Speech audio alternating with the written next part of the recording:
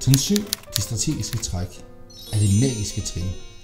Evnen til at fokusere rigtigt på det, der skaber effekt.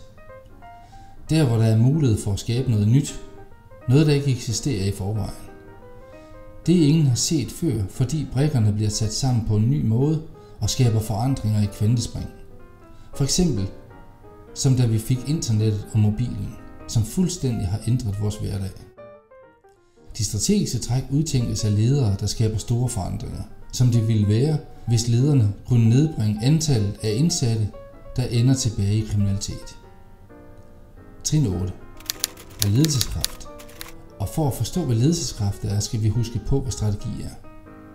Det, der kendetegner en strategi og differentierer den fra en handleplan, er, at en strategi bryder, styrker og skaber paradigmer, mens en handleplan er mere konkret og håndterer et problem.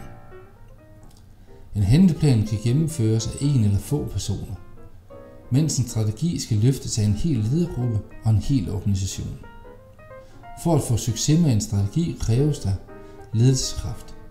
At alle ledere i ledergruppen skal fokusere og sikre, at de og deres medarbejdere bakker op om retning og prioritering i strategien, frem for at være mere optaget af egen dagsorden og egne projekter.